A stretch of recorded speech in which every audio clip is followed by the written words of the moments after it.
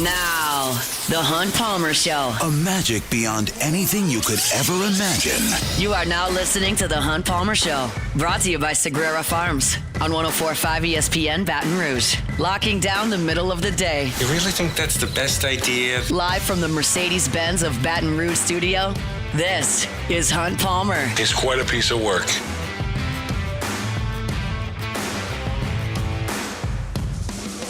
Welcome in. Hunt Palmer coming to you from Mercedes-Benz at Baton Rouge Studio downtown in the capital city on this Thursday. Means we're brought to you by Sagrera Farms Premium Angus Beef. Jacob Beck and Cassie Spazzali back there on the ones and twos. Fired up with us. You're right here working towards the weekend. A lot of folks went back to school today, so if you're a parent celebrating that, appreciate you hanging out with us. You might be headed to the carpool line a little bit later on. So we'll get you there, and we'll get you through to the end of the work week. Got a busy 2 hours coming up here on this Thursday. Luke Johnson from sunny SoCal coming up in 15 minutes. We'll meet the freshman a little bit later on in the show. Matthew Bruny from On 3 is going to be with us at 2 o'clock. Andrew Hutchinson, best of Arkansas sports, talking some Arkansas Razorbacks at 2:30. So lots and lots and lots to get to here on this Thursday. Let's crank it up the way we do every day with our Genesis opening drive. It's time for Hunt's Opening Drive, presented by Genesis of Baton Rouge. I was perusing the internet earlier today, just kind of looking for some things that piqued my interest, and ESPN came up with another annual piece here today.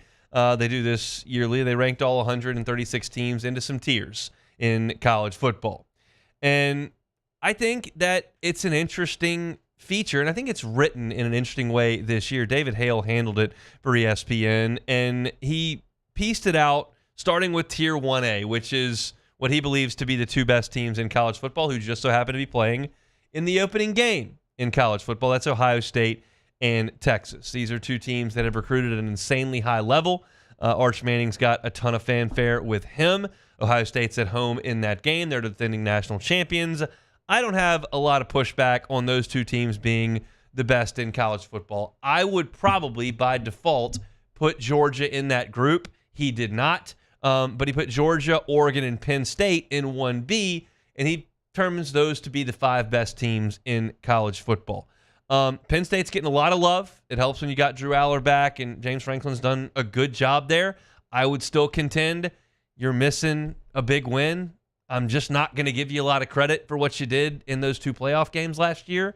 Those two teams weren't any good that you played. Boise State's not good. SMU's not good. I'm not going to come off of that. I'm not going to make a different opinion formed based on the fact that they had some guys, like, they're not good. They're not at the level that Ohio State and Michigan the last few years and Georgia and Alabama the last few years and Clemson, like, they're just not. So you don't get credit for me, Hunt Paul, and I'm not suggesting James Franklin is hustling to get my approval, but it's my show, and I'm talking about what I think about these rankings, and Penn State's not there for me just yet. But Georgia and Oregon have recruited at an insanely high level. Lanning has taken that blueprint from Athens and taken it up to Eugene. They've got a treasure trove of NIL money while Phil Knight's still signing checks, and I think that they're among the best teams in college football for sure. So you got those top five: Penn State, Oregon, Georgia, Texas, Ohio State. That's what ESPN deems here to be the top of the top. And then you go into tier number 2. And this is where you find LSU. And they are grouped in with a tier that is labeled playoff expectations. It's LSU, it's Clemson, it's Alabama, Miami, Michigan, and Notre Dame. So LSU and Alabama are the only two SEC teams in this tier, but you're talking about national brands here. And what stuck out to me as I look at that group of 6 teams is that these are generally teams over the last 4 years that have recruited at a top 10 level. Like, Bama's always going to recruit at that level. Like, they had the weird deal where Saban retired past the signing period and got transfer portal windows, and guys like Caleb Downs, who generally would never leave Alabama, are leaving, but they've got 5 stars in this class, and like, Bama's going to recruit at an elite level for sure. Dabo Swinney doesn't use the transfer portal like everybody else, but he still gets a bunch of really good players in the high school ranks. Miami, with the money they're throwing around with the Life Wallet folks and South Beach and throwing around Lamborghinis and Mario Cristobal, who's always been a very good recruiter. I don't think he's a very good coach, but a very good recruiter. Yes, absolutely. Michigan has recruited well. Now, Jim Harbaugh's not there anymore, and that hurts, but they've recruited very well. And then Notre Dame under Marcus Freeman has recruited at a higher level than they did under Brian Kelly. I don't think that's very arguable. Well, you can just suggest whether or not you think that Marcus Freeman is capable of taking Notre Dame beyond where Brian Kelly did, and he hasn't to this point. And I guess to do that, you'd have to win a national championship. But the recruiting is very, very good. And you've got LSU, who's recruited at an elite level. I don't have to tell you that. You already know that. The thing about these programs, as I look at them in this list this year, because this is not a list of programs and a forecast of 5 years. We're looking at 3 months, 4 months here. I look at Alabama. They're in flux at quarterback. We think it's Ty Simpson. Can Keelan Russell come in and win that job as a 5-star freshman? We'll see. But they're in flux at quarterback. Miami just lost the number 1 pick in the draft at quarterback. You believe in Carson Beck? I don't know that I do. He's there. Michigan, we know their quarterback situation down here in Baton Rouge. It's impossible for me to do this segment without sounding like sour grapes, but I promise that's not the intent here. I'm just suggesting that if you want to put Bryce Underwood in there and suggest that he fixes all of Michigan's passing problems, and Michigan was probably the worst team in the Power 5 last year in terms of a passing offense. Statistically, they were, and I think they just were, period. They could not complete a forward pass last year. It was utterly atrocious. Their quarterbacks were terrible. Sharon Moore was the head coach and calling the offense. It was awful. And so if you think Bryce Underwood's just going to fix all of that, I think that's ambitious. Again, it sounds like sour grapes. I look at elite teams across the country, and I look back over the course of the last decade or so, and you start talking about true freshman quarterbacks that have been that sort of revelation immediately. And I can give you Trevor Lawrence, who was sensational, and that Clemson team was so good, and as a freshman, they went out to Santa Clara, and they beat the brakes off of Alabama 44-16. And that Trevor Lawrence team, when he was a true freshman, their defense allowed 12.3 points per game when he started. 12.3 points per game. And Michigan's been good on defense. That's true. They've recruited really well there, and they've put a ton of defensive linemen and linebackers in the NFL, and maybe they'll be that good on defense this year, and their schedule is very manageable. But that's a lot to ask of a true freshman quarterback to just be the complete elixir for an atrocious unit. We'll see. And then you got Notre Dame, who's moving on at quarterback as well. Now, I watched Notre Dame at the end of last year, and I was like, this team with Riley Leonard, their passing game's terrible. Their defense is very good. Jeremiah Love, awesome, running the ball. They always have good offensive linemen, but their quarterback's not great. So I'm not suggesting that that's as big a transition. But the point I'm making here with pointing out that Alabama's in flux at quarterback, and Miami's in flux at quarterback, and Michigan's in flux at quarterback, and Notre Dame's in flux at quarterback, and that leaves 2 teams in Tier 2 that are not in flux at quarterback. Well, who are those teams? LSU and Clemson. If you are a college football fan, not an LSU fan, not a Clemson fan, a college football fan, you are getting absolute must-see TV the first weekend.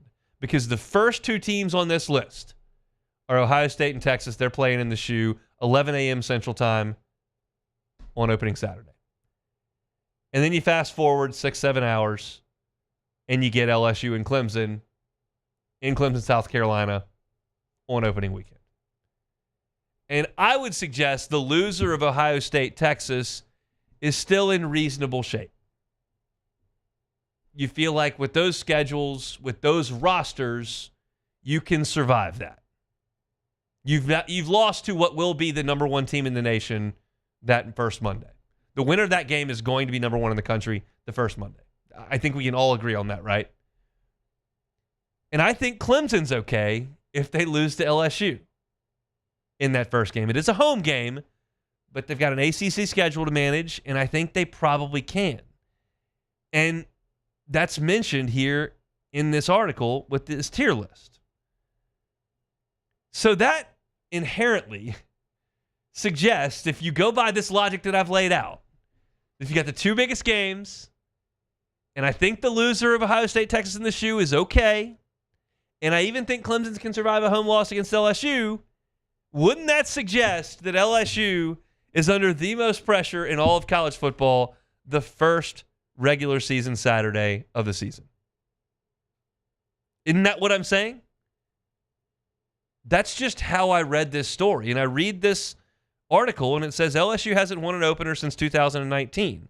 Clemson's lost 3 of his last 4 openers. Something's got to give when these two teams face off in week one. Clemson can probably survive a defeat, even if Dabo Swinney's critics will believe that the chorus once again that he's past his prime. But LSU will have a much tougher time recovering with a schedule that includes Florida, Ole Miss, South Carolina, A&M, Alabama, and Oklahoma. Brian Kelly's head exploding with fire like the red guy in Inside Out. I don't get the reference. I don't know what Inside Out is. Should at least provide some entertainment if things go south in Baton Rouge. Well, that just warms my soul, doesn't it? I mean, I think we all already knew this, but it just keeps being reinforced time over time over time over time. Whether it's being at SEC Media Days and talking to people who don't cover LSU and are just talking to us about that game. Whether it's sitting with the local media before practice. Whether it's reading an athletic piece that ranks the teams 1 through 136, whatever it is. Or whether it's doing a tier list on ESPN or whatever the case may be. Every time I pull something up, it just reinforces the fact that, man, there's a lot that rides on this game. And I've mentioned this a couple times, I'm not in the T-Bob camp when he was still here and he was talking about that game and essentially talking about this season, said if you can't get it done this season, you'll never get it done. And I'm not built to go out on that type of a limb. I'm built more to be a little bit even keel, not be too far up, not be too far down. And I think you can recover from a season-opening loss. I said it last year.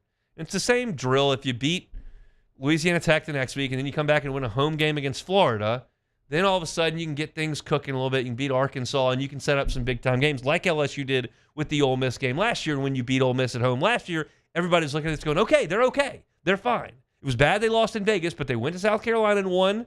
No matter how it happened, they did it. And they just beat a top 10 Ole Miss team. So, okay, now things are starting to move in the right direction.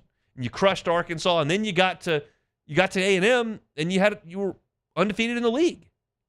So it can be done, but that doesn't, to me, completely strip away just how massive and just the magnitude of this LSU Clemson game in the opener. It's reinforced every time I read any national publication, kickoff magazines, ESPN stories, whatever it is. It's always there. It's going to be a big one when it comes to LSU and Clemson that Saturday night in South Carolina. I always want to say Death Valley because I'm not offended by saying Death Valley. I can call Clemson Stadium Death Valley, and I don't think that invalidates LSU's home field advantage for some reason. But I also get the sense that if I say that repeatedly on these airwaves, the listenership's going to go, oh, you think that's the real Death Valley? That's great. You're such a negative guy. I think there can be two. I think it's fine. I think if you say Death Valley to someone who's outside of those two fan bases, they will immediately point to Baton Rouge, and I'm fine with that. I don't think Clemson plays in a JV stadium that stole our name and they stink. I think they've got a stadium they call Death Valley, and I'm kind of okay with it. I can call them both that. But I'm not going to do that intentionally because I don't want to irritate you, the listener. I'll just call it in Clemson, South Carolina. I don't even know what the stadium's called. I think it's maybe Memorial Stadium. I'm not sure. But I'm not going to go ahead and maybe Jack Trice. Did that just pop in my head? Is there a chance that that's what it's called? Memorial Stadium. It's Memorial. Okay, what's Jack Trice Stadium? That's Iowa State, I think. Okay, why? That is so odd that would. Yeah, it is Iowa State. Why would that have popped in? I don't know. I don't know. Odd. Some things happen on live radio. All right, our Thursday shows are brought to you by Sagrera Farms Premium Angus Beef. I can't wait to tell you about this. I got a text from my guy Sean Sagrera earlier this week. He is fired up. Y'all know I've told you over the last few months about the scale in which beef is graded on, right? If you go 0 to 3% intramuscular fat score, you're talking about select. If you get 3 to 8%, you're talking about choice. If you get to 8 to 9%, you're talking about prime Angus beef. That's what you get at the finest steakhouses, prime. And that's a 9 on the intramuscular fat score. Here are some of the cows that Sean has on his farm right now. 20.1. That's almost 3 times what you need to be prime. 19.9. 17.03, 17.8, 17.75, 15.11. You get the point. It's not just one cow. This is a group of cows. I'm counting north of 20 cows that they've got ultrasounded on the farm at Sagrera Farms, and the average is 13.08. The average. And prime is 8 or 9. This is the highest quality beef you're going to find in the country, and it's right outside Baton Rouge. So the question is, well, how do I get it? Well, it's easy. You just got to call Sean. You got to call Sean. You got to say, hey, I heard about these animals that you've got on the farm right now, and I'm interested in getting quarter, side, whole cow for my freezer so that I can have ribeyes, fillets, flanks, skirts, strips, chuck roasts. He sent me a picture of a chuck roast they found. It looks like a ribeye. It's marbled so incredibly. It's some of the finest beef you will find, and it's right here just outside Baton Rouge. So call Sean, 225-719-1723. Again, that's 225-719-1723, and get your hands on some of the finest beef in the country just outside Baton Rouge at Sagrera Farms. Right outside Baton Rouge. They bring you our Thursday shows every single week. Step aside. Go to Southern California. Luke Johnson. That's next. The Hunt Palmer Show. At Bayou Automotive, we believe in a sales process that puts you first. We want you to experience an easy purchase with clear pricing and great service. Let Bayou Ford and Bayou Chrysler Dodge Jeep Ram be your trusted partners in finding your perfect vehicle. The crew at Bayou Automotive is going to do right by you. At Ochsner, we know healing is a team sport. That's why we've partnered with world-renowned orthopedic surgeon Dr. James Andrews to create the Ochsner Andrews Orthopedics and Sports Medicine Institute. Whether you're a professional athlete or a weekend warrior, our team of specialists are dedicated to getting you back in the game. So whatever your reasons are for reaching your personal best, we've only got one: you. Ochsner Andrews Institute. Long live you. Gulf Coast Bank and Trust is giving our customers the power to bank anywhere, anytime during this challenging event. And we're right there with you. Our mobile banking app is a smart way to manage your money and time. Gulf Coast Bank and Trust, the bank that cares about you.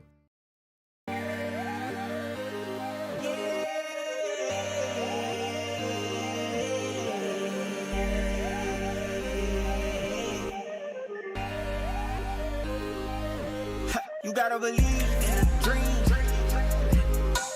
Believe. You gotta believe in a dream. Believe. You gotta believe. My whole team on wild.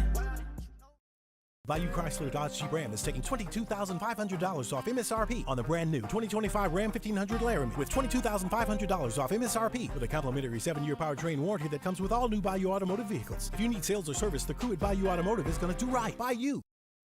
River Parish Contractors has immediate openings for structural steel shop fabricators. Call or text Big Jake today at 318-547-1000 or go to rpcontractors.com and click on employment. River Parish Contractors. Let's get building. At Luba Workers' Comp, our journey began over 30 years ago with a simple belief: our clients come first. At Luba, our business has always been focused on people, not policies. Through every success and challenge, we've continued to grow because we've stayed true to our values, committed to providing you with genuine dependability. Because your well-being is more than a priority. It's our purpose.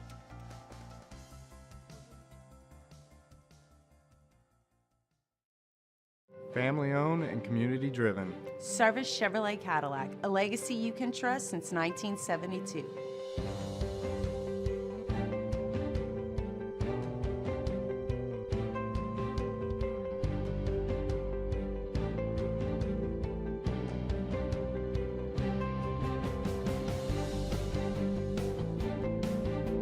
Service Chevrolet Cadillac, our family serving your family. For over 50 years.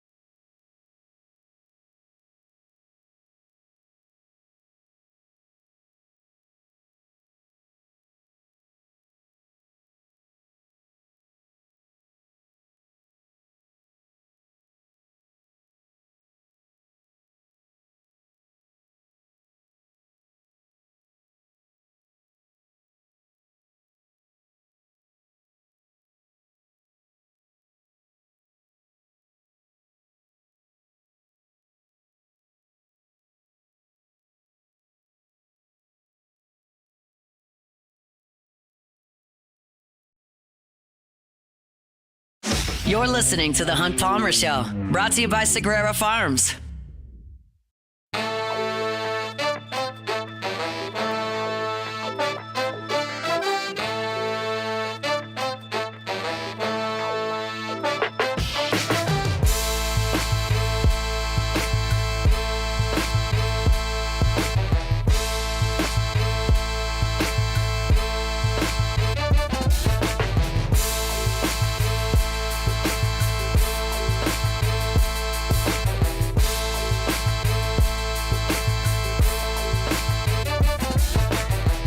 All right, chugging along here on a Thursday edition of the Hunt Palmer Show. I have Luke Johnson from sunny Southern California here shortly. Still got a lot to do over the course of the next hour, 40 or so. We'll have Matthew Bruny coming up, and also Andrew Hutchinson talking to us from Fayetteville, Arkansas. I'm checking my weather app currently here in Baton Rouge. I've got a real feel. That can't be right. 104? It says 112. I don't know about that. It says 92, real feel 112. I'm assuming that's not the case in Los Angeles, although they do have some heat waves. Luke, can you confirm? Is it 112 there? Sure isn't, my man. I went for a 3.5 mile run this morning, and I don't think I broke a sweat until like mile 3. I was like, this is not fair. This is not fair that people get to live in this. You gonna come back? And yeah, like, you know, I do have like a kid at home. I don't want to be a complete dirtbag. I do love her, but like, you know, maybe they could just come out here. They could. We just stay. They're airplanes. They can make that happen. Cover the happen. things from 1,200 miles away or whatever. We'll see. Well, I'm jealous. I hope that's it's an enjoyable weekend for you there. Give me the schedule for the Saints and what they're trying to get accomplished out there. Yeah, so they actually like switch things up a little bit. And for context, like during the timeout in Metairie, they're practicing early in the morning. You're practicing around 9 a.m. And, you know, obviously there's like weather considerations in that, right? It's not as hot that early in the day. They can get some good work in, and then they take a break, and they do walkthrough in the afternoon. And here, since, you know, we've already discussed that the weather is just like obnoxiously good, they just change it up, and they're doing their walkthrough in the morning, taking their breaks and team meetings, and then they're doing practice late. So they're not going to be practicing here until like 6 p.m. Central Time, which is not great for a guy who really wants to go see Scherzer and Kershaw tomorrow night in Dodger Stadium. Not going to happen because they're not going to be wrapping up practice till like 7:30 tomorrow night after first pitch. But, you know, sacrifices for the job. Yeah, you can't have all the wins. You can't get every win. Just take a couple of wins. Take your weather win at the moment. True. All right, let's talk some black and gold. I'm curious your thoughts on the offensive line, and I want to start with the tackles because they're both new at their various positions. What have you seen, even though they haven't had pads on too long? Yeah, I really like what I've seen. I think they're going to be a good offensive line this year. I don't know if they're going to be great. Like, there are going to be some rough patches for this group, I think, particularly in pass protection, right? Like, they'll be more good than great in pass protection, I think. But like 1 through 5, I feel really good about where they're at. I mean, more so than I have at any point since like Teron Armstead left the team, right? And they had a really great offensive line back in the late 2010s, and that fueled a lot of their success. So I think one of the things that, like, the way I'm approaching this team, I really like their coaching staff. I think Kellen Moore and Brandon Staley are both really bright coaches. That sets a higher floor for a team. And I really like their offensive line, which I think sets a floor for the offense. I'm not out here saying they're going to light the world on fire, but like, I don't think it'd be hard for me, even with their quarterback issues, for me to see this just being like a complete disaster for them, because I think their line's going to be good. And I think Banks has just stepped in right away and done everything you want a top 10 pick to do. I think Fuaga's looked really just smooth and natural on the right side. I think Penning has looked good at guard. And then, you know what you're getting out of McCoy and Ruiz. I just think there's a lot of talent on this line, and they're playing like it. So that to me is a really good sign for this team, even if it doesn't mean anything necessarily for this year outside of just being that floor setter. I think this is something you can really build upon with what they've got going on here. So, by your eye, have they given Rattler and Shook enough time to get the reps that they need? It's tough to evaluate a quarterback who's running for his life all the time. Have they been able to run an offense and give you a good evaluation of what those quarterbacks can do when afforded some time? The first team, yeah. I don't think I would say the same thing about the second and third team, which is like, that's part of this, right? Like, offensive line depth, I think, is a concern for 32 NFL teams. But for some, it's a bigger concern than others. And, I thought going into this camp that the Saints had maybe shored up some of their weaknesses there. Will Clapp has had a really hard time snapping the football. It's been weird.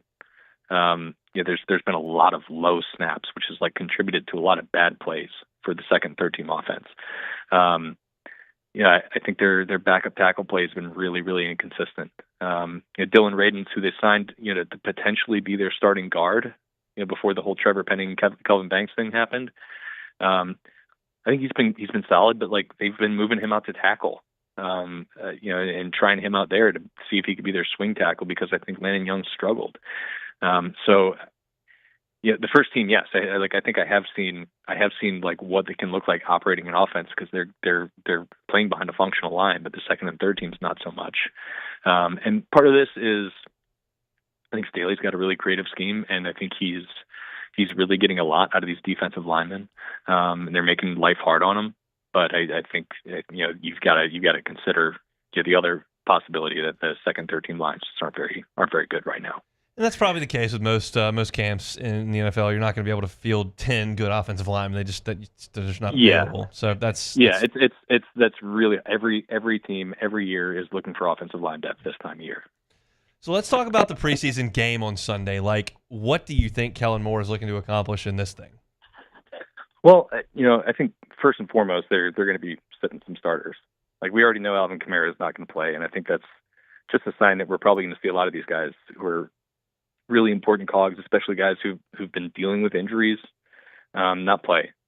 So that would, to me, that'd be like Eric McCoy, Demario Davis, Cam Jordan with their age, maybe Chase Young, guys who are going to be like the guys they're counting on this year. I don't think we'll see them, but they've got to have some semblance of an offense out there, to me, because the most important thing they're doing right now is evaluating the quarterbacks. Yep. So like I just can't see a world where you're like, all right, Spencer Rattler, I'm assuming, by the way, he's going to start the game. It'd be really hard for me to be like, yeah, Spencer, go out there and show us what you can do. You have none of your players. Yeah. And then like Tyler, show us what you're going to do. You have the backups to none of the players. I think they're going to have some guys out there who are contributors. Because like they've got to see what these quarterbacks can do. Like, this is a really important evaluation for them, and they got to see what the running backs can do. They've got like 4 guys who are legitimately in a competition for the number 2 spot, which I think is going to be really important this year. Like, they've already talked about how they can't just every game go out there and count on 25, 30 touches from Alvin Kamara like they have been the last couple of years. They got to be more efficient with his workload. They got to have somebody who can take some of it off his plate. I think they feel good about what they have, but like they don't really know until these guys get in like a live contact setting. So we're going to see a lot of like Clyde Edwards-Helaire, Cam Akers, Kendre Miller, Marcus Yarns, Velus Jones. All guys who I think have a legitimate case for making the roster. But like, I don't think any of them has like truly said, I'm going to be the guy who's splitting carries with AK. And to me, like, some preseason stuff's really boring. This Sunday game for the Saints is fascinating to me. And I haven't said that for many preseason games. Do you feel the same way, that like this is not like we're trying to figure out who the last 4 guys on the roster are? We're trying to figure out like some real things. Yeah, I totally agree. And, also like I think it's going to just provide some necessary context for us as people who are invested in the Saints and interested in how this is going to shake out this year. Because all we've seen so far with this like completely new regime and a completely new way of doing things is like what they're doing against each other. And like, I'm going to be honest with you, like I've come away from, whatever it's been, 11 training camp practices, something like that. And I've felt like 1 through 53, they're better this year than they were last year. I think and the reason I feel that way is because I think they've got smart coaches who are taking advantage of the players' best traits, and getting more out of them. But like, am I going to feel that same way after watching them go up against like the Chargers backups? I don't know. Like, I think it's going to be an important context for us, because everything's new. So, I'm really, really super interested in this. We'll see if I still feel the same way for preseason week 2. Like, that's always like when you're like, oh crap, like more like fake football. Yep. But I think I'm really, really fascinated to see how this is going to play out on Sunday. Tell them where they can find all your stuff while you're out there in SoCal. Yep, you can read everything we do over at NOLA.com, and we'll be keeping up with our video stuff as well. I think we're doing a virtual podcast tomorrow, so you can just you search for Saints Insider anywhere you find your podcast. You can check it out on YouTube as well. I think it's just under Saints Insider there. On Twitter @by Luke Johnson as well. Enjoy Southern California. For safe travels back. We'll talk next week. Certainly will, buddy. See you soon. Luke Johnson with NOLA.com, covering the black and gold. I've said it like 5 times. I'll say it a lot over the next 2 days. Like I'm locked in on Sunday. I can't wait to watch what this Saints team looks like. I realize that it's a preseason game. I realize there's some vanilla stuff. I realize you're going against backups. I realize there are a lot of backups out there, but there's real stuff to watch in this preseason game. And trust me, especially like during the Breeze era and even in the Carr era where he didn't play, like you're watching a lot of stuff that really doesn't matter in preseason games. And there'll be plenty of stuff that doesn't matter on Sunday, but there'll be plenty of stuff that does, and that's a bit of a change. So I'm excited to look at that. We'll talk more about Saints and Chargers as we move forward over the next 2 shows here on the Hunt Palmer Show. Our Thursday show is brought to you by Sagrera Farms Premium Angus Beef. There's one aspect of this LSU football team that we have not really talked about at all since they started practice. I'll do that next. The Hunt Palmer Show. There it is, the extra mile, on the border of expected and extraordinary for those willing to go further, like vans customized for work or play, with safety and tech to keep you connected, supported by a 5-star sales, service, and finance team, and backed by the 1-star you know. So go the extra mile. It's never crowded, because so few have what it takes to go there. Mercedes-Benz Vans. Breck teamed up to reimagine your parks, and you imagined big. With your help, we went to work, creating 12 beautiful community parks across the parish. A family-sized water park, miles and miles of trails, and parks just for your dogs. There are more places to splash, to explore, to run wild, and even soar. You imagined, we delivered. Gold. Breck, your #1 park system in the nation. These ice cubes could have been a thankless bed for an all-you-can-eat salad bar. But instead, they cradle and cool the crisp, refreshing Dos Equis. Nicely done, ice cubes.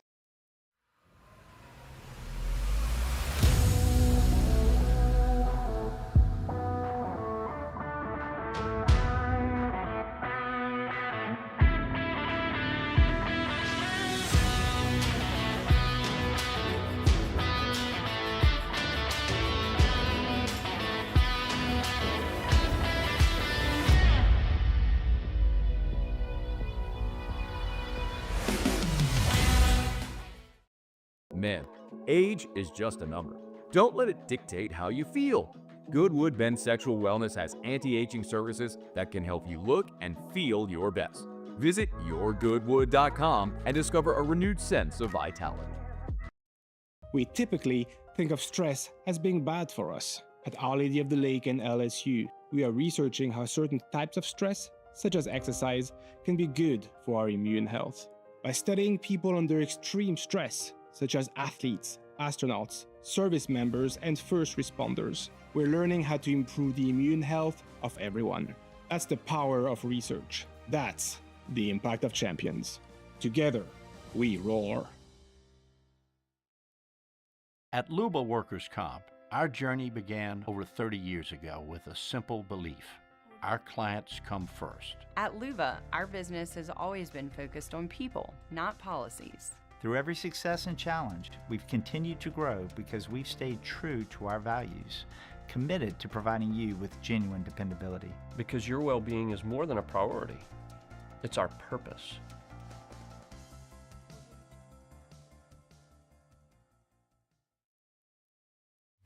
At Sunshine, we know what you see when you look at your land. Where others may see dirt, you see the foundation you've built your life on. It's hallowed ground. It's past, present, and future. We're proud to provide quality John Deere equipment to help you maintain the land you love. Check out our current promotions and learn more about what it means to be powered by sunshine at sunequip.com. Bayou Chrysler Dodge Jeep Ram is taking $22,500 off MSRP on the brand new 2025 Ram 1500 Laramie with $22,500 off MSRP with a complimentary 7-year powertrain warranty that comes with all new Bayou Automotive vehicles. If you need sales or service, the crew at Bayou Automotive is going to do right by you.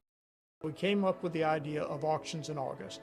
Gulf Coast Bank does all the work. We display the item. We prominently feature it in social media. This is the Hunt Palmer Show, brought to you by Sagrera Farms.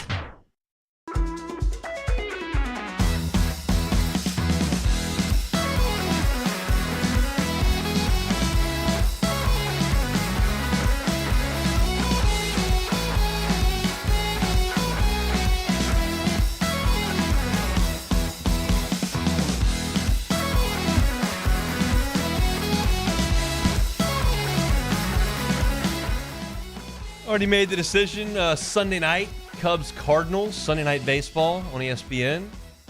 Steak night for me. Got Sagrera Farms in the freezer. Going to go with the New York strip that I got in there. And I'm looking very much forward to that. If you're looking for the finest in beef, check out my guy Sean Sagrera and Sagrera Farms. They bring you our Thursday shows every single week. All right, we have. Go ahead. I was going to say, Showdown on the Mound. That should be a good one. Showdown and a steak. That's a heck great. Of a yeah, that's a nice little heck of a Sunday. Yeah. If they win. If they lose, it'll be a great steak, and I'll be furious. But that's just how it goes. I'm at the point now where I'm struggling to brush off the games. It's not easy. In May, I'm fine. In August, and then next month, I'll just be inconsolable. It'll just be, it's awful, but I love it. Wouldn't have it any other way. Glad they're in the mix. Third best record in baseball, 4 games out of the division. That is garbage. And that's been my TED Talk for the Cubs today. All right, let's talk about one aspect of LSU we haven't talked about really at all. I've talked about offensive line a ton, defensive line a ton. We've mentioned the linebacking core. We've talked about the safety rotation. I like the corners. They're coming along pretty well. I like the running back, especially at the top. Nussmeier's a proven commodity, wide receiver depth for days. Love the way they've got it tight in. I don't think they're missing a beat. I've talked about this team in every which way you can talk about them, really, from going out there, except one. Not a lot of special teams talk. Not a lot of special teams talk to this point. Well, let's talk some special teams, shall we? We got a chance to watch some punting back middle last week. And if you recall this, last year at this time, we watched Peyton Todd and Blake Oxendorf go out there and punt. And we watched them punt probably a total of 15 balls. And everybody in the media just kind of looked around on the sideline and were like, they can't punt. And it was awful last year. There were shanks, inability to pin teams deep, lack of hang time. It just was not good from a punting perspective last year. I wouldn't submit that they got gashed in the return game, but they just were not an effective team in terms of their punting average. And that's something that LSU has been good at over the years. And that just kind of went away. You were dead last in the SEC at 39.5 yards per punt. That's awful. You got to be better than that. Now, it's not the most important thing in the world because Vanderbilt was the best in the league at it last year. So, take that for what it's worth. But they got to be better. So they go into the transfer portal to add to their punting situation, and they get Grant Chadwick. And we watched Grant Chadwick punt last week. And first of all, he's really long in range. He's 6'5", 205 pounds. And I'm no punting expert, but I can tell when you hit it really high and it spirals. And that's what we're looking for, right? You don't necessarily want to kick it 75 yards because you need somebody to get on there and cover it. But high and turning over is what I'm looking for. And you saw that from Chadwick consistently. He also did a little bit of practice doing a 3 steps to the right and an end-over-end kick that you're going to use, try to maybe get the ball on the ground a little bit more quickly. But he was doing what was asked of him. And he's a sophomore who had a really good year at Middle Tennessee last year. He averaged 43.4 yards per punt, which is 5 yards better than LSU did last year. So I think that you're talking about a guy who should be an upgrade at the position at punter. I was in Lafayette today, in Lake Charles today, the Southwest Louisiana ESPN affiliates, and they were kind of asking, are we sure that Damian Ramos is the guy, or is there competition for him? And I was like, he's the guy. I mean, Aaron Burrell's out there, and Aaron Burrell has a huge leg, but Damian Ramos is an established dude. You're talking about a guy who right now is number 6 all time with 45 field goals made. You're talking about a guy who's number 5 all time in attempts. He's 7th all time in percentage in LSU history at 78% makes. He's 4th on the all-time scoring list. Until the Texas Bowl, he had made 129 straight point after touchdowns, extra points. He's been very good. He's got 3 games with multiple 40-plus yard field goals to his name. He did that 3 times last year against Ole Miss, Arkansas, and Florida. He's very good. And I don't have any problem with him. I don't know if he's a surefire NFL guy. If you wanted to go back and give me Cade York, I'd take him. But Damian Ramos has done a really good job as LSU's kicker, and I anticipate he'll do that again this year. And then you get to the last phase here, which is the return game. And this is something that has irked me over the years with LSU. I feel like there's been too many guys that they put back there as possession returners. Just make sure you catch it. And you know what? 2 years ago, when you got Jaden Daniels, fine. Don't even put a returner back there. I don't care. 2019, I don't need a returner back there. Do whatever you want. Burrow and Daniels, they'll go right down the field, score a touchdown, I don't care. But for the most part, when you have a human offense instead of a robot offense, which LSU had in 19 and 23, I'd like somebody back there that can change the game. Somebody back there that can ignite the crowd. Somebody back there that can make something happen. And when you're at LSU and you're raking in 4 and 5 stars from all over the place that are dynamic with the ball in their hands, I'd like somebody back there that can make a play. And finally, last year, they did that. And Xavier Thomas was really good early in the season and finally busted one in the Texas Bowl. Aaron Anderson filled in for him against Oklahoma and busted one. Those were big-time plays in those games. You had to have them. And that's the type of impact I'm looking for from kick returners and punt returners at LSU. And you look around this list, this is as diverse a menu as you've had with guys that can make plays. Barian Brown has 5 kickoff return touchdowns in his SEC career. That's the most all time. It's tied for the most ever. Xavier Thomas has returned kickoffs for touchdowns against A&M, Baylor. Those 2 guys are proven kickoff returners. Then you've got Aaron Anderson, who can absolutely do that as well. And I would submit that if you want to throw Chris Hilton back there, fine by me. He's the fastest of the lot, I think. So they've got legit game changers that they can put back for punt return and kickoff return, and I want that. I realize we're now in a time where guys can kick the ball out of the end zone pretty routinely. I get that. So kickoffs are a little bit devalued, but you made it happen last year. So I'm pro game changers back there. I realize there's some risk if they're a little bit shaky with their hands, and muffed punts are a good way to lose football games. It's a 65-yard field position issue that is game-changing, and I don't want that to happen. But I'm not willing. LSU a couple of years ago was putting walk-ons back there. Now, they had issues catching the ball, and Malik couldn't catch it, and Besh muffed one, and I got it. But I don't need a walk-on back there. I got dudes that are going to play in the NFL for 5 or 8 years. Put them back there. And I think that's what you're going to see from this LSU team this year. I'm excited about the entirety of the special teams unit. I think they've got a good punter. I know they've got a steady kicker, and I know they got explosive dudes that can go back there and return kicks. So to me, this should be a strength for LSU, absolutely. And to me, special teams should always be a strength at LSU. So I'm fired up about what they can potentially do with this group on special teams. It's just the one aspect of this team that I just don't think we've really spent any time on. I wanted to do that here on this Thursday. We'll come back and close it out with Meet the Freshman. That's hour 1 on the Hunt Palmer Show. The Hunt Palmer Show. Genesis of Baton Rouge. GenesisofBatonRouge.com is the website. Every car that's on the lot is online at GenesisofBatonRouge.com. What a line of vehicles. Awesome, awesome line of vehicles at Genesis of Baton Rouge. And as I say most days, if you're driving around listening to me right now, the odds are you have not been behind the wheel of a Genesis. They're just a new vehicle. And if you've been loyal to the same brand for the last 15 years, like a lot of people are, you haven't gotten behind the wheel. Give them a shot. Put it on your list. If you're just curious, go see them. Talk to one of their sales staff. Say, hey, I heard about you on Hunt Show. I'd love to get behind the wheel and test drive. They'll do it for you right there on the lot. They'll also come to you. If you're at work, you're going, it's hard for me to get away. I'm across town. I've got 45 minutes at lunch. Can y'all come and just let me see what the GV80 drives like? Let me see what the GV70 drives like. They're happy to come to you. They'll drive right up, get you behind the wheel, spin around your neck of the woods, whether that's your home or your office, and let you see the difference. You'll feel the comfort, style, all the bells and whistles, and you'll know, because every model in the line is an IHA top safety pick, that you're driving one of the safest cars on the road. It's Genesis of Baton Rouge. Go see him at Airline at Pico. GenesisofBatonRouge.com.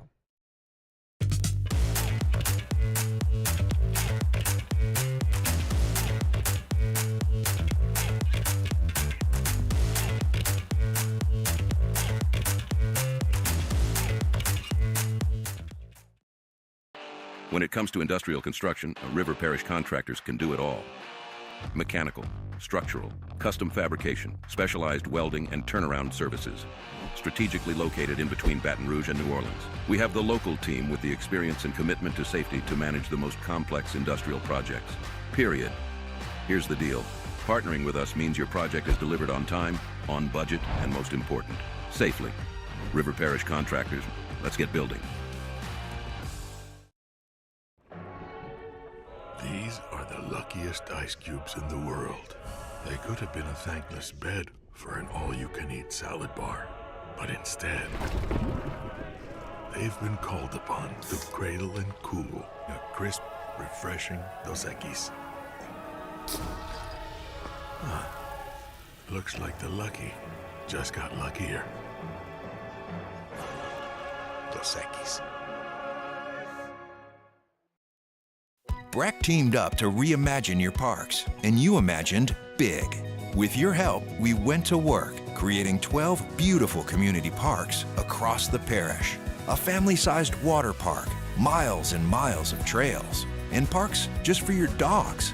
There are more places to splash, to explore, to run wild, and even soar. You imagined, we delivered. Gold. Breck, your #1 park system in the nation. ED, low T, or simply seeking to optimize your health and performance? Goodwood Men's Sexual Wellness offers a range of discreet services to address your specific needs. We empower men to reclaim their health and confidence. Visit yourgoodwood.com. When it comes to choosing energy for your family and your home, make the smart choice with natural gas. You can count on efficient and affordable natural gas to keep you comfortable and reduce your environmental impact to help protect our planet. Together, we're fueling our energy future. Atmos Energy. We came up with the idea of auctions in August. Gulf Coast Bank does all the work. We display the item, we prominently feature it in social media, on our website, but we do it because it's the right thing to do for the community. It's not just a game, it's a religion. You've got your team colors, team swag, and now your very own website. LouisianaSports.net. Everything LSU, Saints, and Pelicans. Sports on demand. In-depth coverage by sports writing pros with continuously updated news. And with the LouisianaSports.net newsletter, you get pinged directly with top trending stories. Best of all, now and always, no paywall. It's free. Louisiana. You're listening to The Hunt Palmer Show, brought to you by Sagrera Farms.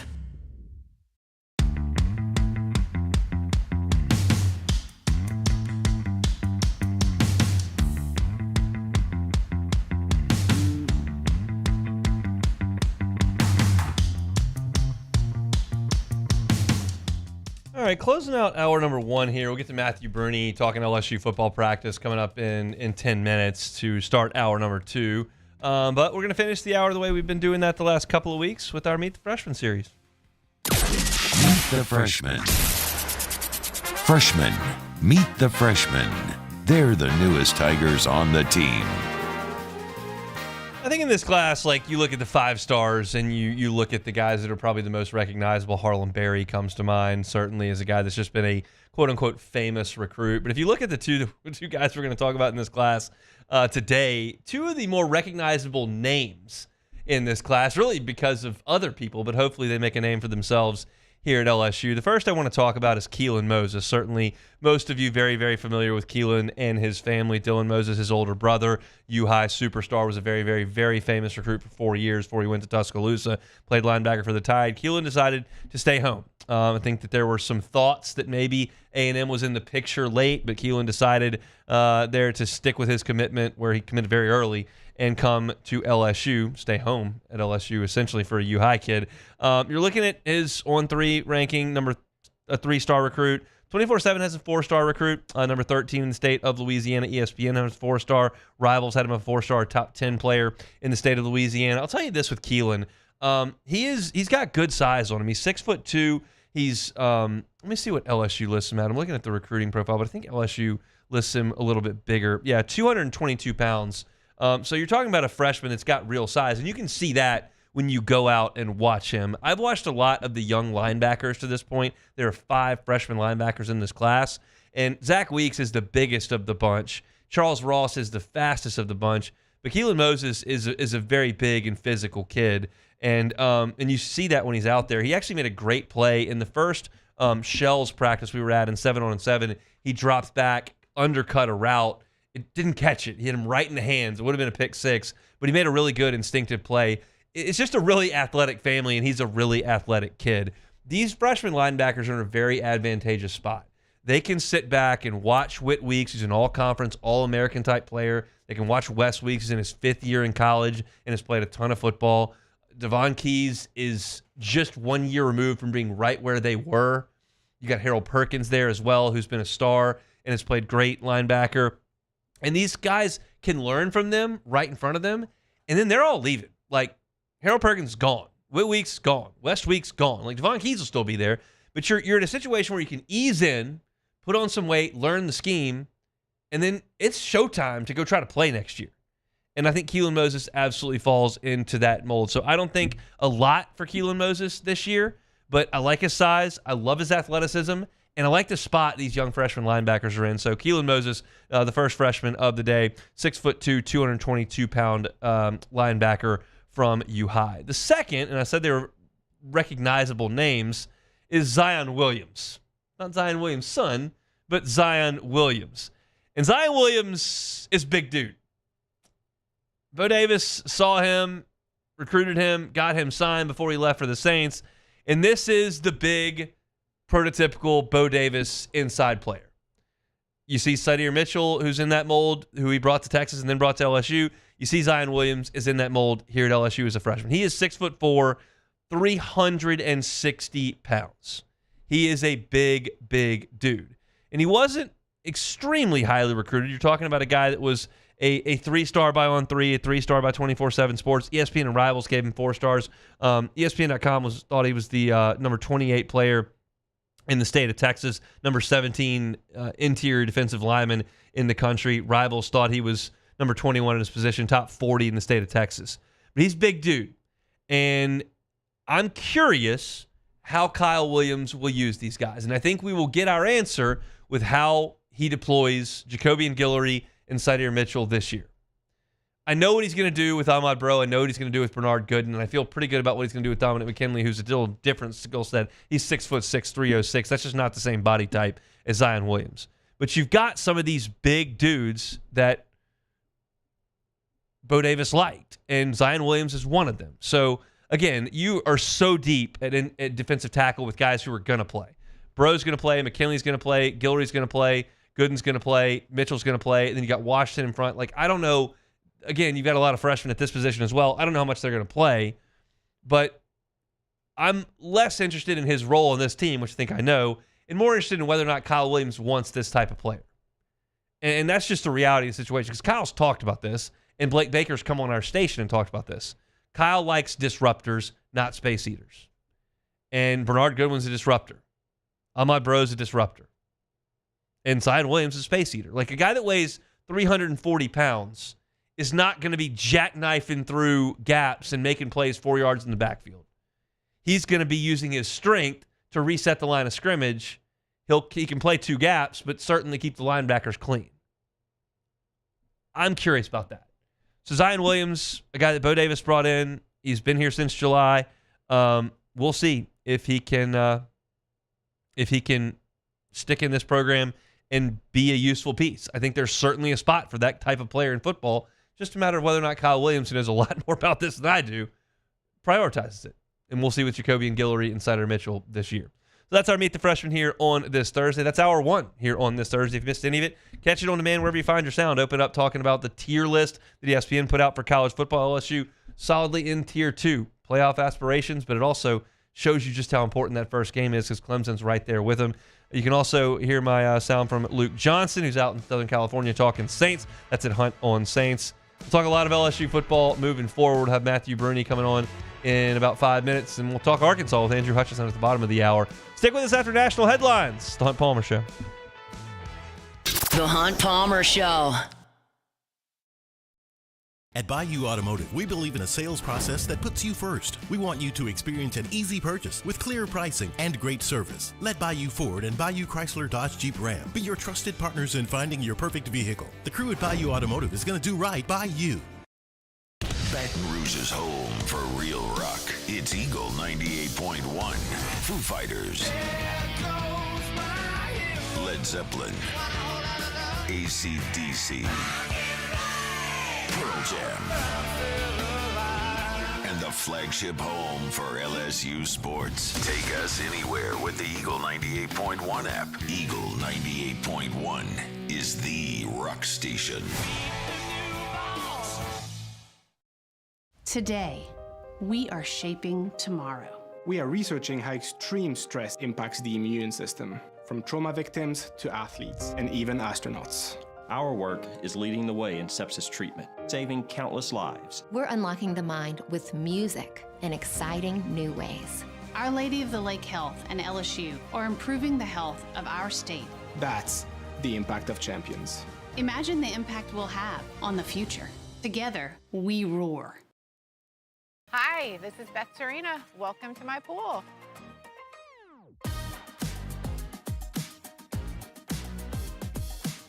The first time I saw this beautiful pool, it exceeded every expectation that I had. They were able to get everything we wanted in this pool. It is a beautiful pool. We live out here, we eat out here, we watch TV out here. This is like our living room outside. We love this pool and everything about it. When we decided to build our pool, we called a great friend who is one of the best pool builders in the country in North Louisiana, and we said, who would you choose to build a pool in Baton Rouge? And without a hesitation, he told us Russell Pools. He said their history, tradition of great builds, great pools was unmatched. So of course, who did we call? Russell Pools. The advice I would give to anyone looking to build a pool is first call Russell Pools. They'll do an incredible job. It'll be incredibly organized. It'll be time efficient, and you will have your pool in no time.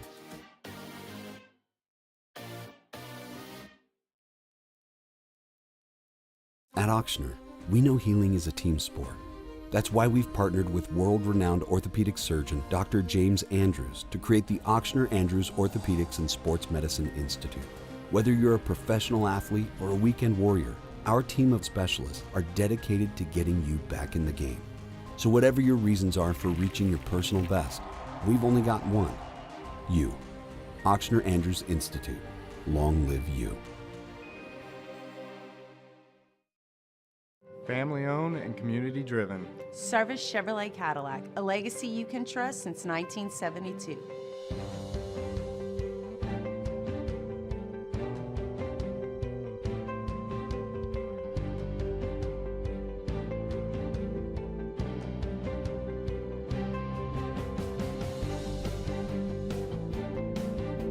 Service Chevrolet Cadillac, our family serving your family. For over 50 years.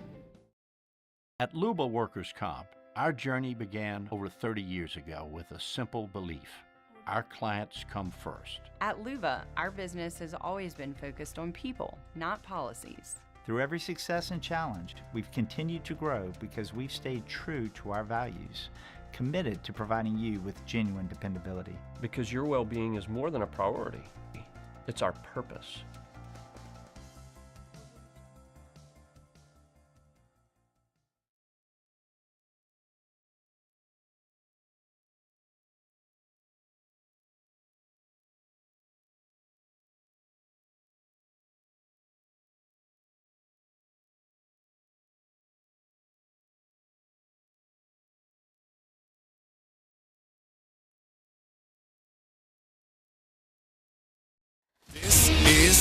Center. I'm Christine Lisi. Major injury concerns for the Chargers and Texans. LA left tackle Rashawn Slater suffered an apparent left leg injury and was carted off the field today. Houston starting safety C.J. Gardner-Johnson injured his right leg, was also carted off the field. No word yet on the severity of either injury. Rams quarterback Matthew Stafford remains week to week with a back injury. The team is hoping he can start week 1. Stafford is the biggest story in the NFL this summer, believes ESPN NFL analyst Damian Woody. Matthew Stafford hasn't taken one snap in practice at all. It's one thing to load manage, okay, manage a guy, he's practicing, but for you not have taken one snap, to me, alarm bells should be ringing off over there with the Rams facility right now. Damian Woody on Joe and Q. Jacksonville rookie Travis Hunter will make his two-way debut Saturday night in the preseason opener against Pittsburgh. He'll play receiver as well as cornerback. Quarterback Aaron Rodgers won't make his Pittsburgh debut just yet in that game. He and the other Steelers top starters won't play. Hey, it's Michelle Smallman, and coming up Friday, what are our boldest predictions heading into this college football season? Will Arch Manning live up to the hype? We'll talk about it on Unsportsmanlike, 6 a.m. Eastern on ESPN Radio, ESPN2, and ESPNU.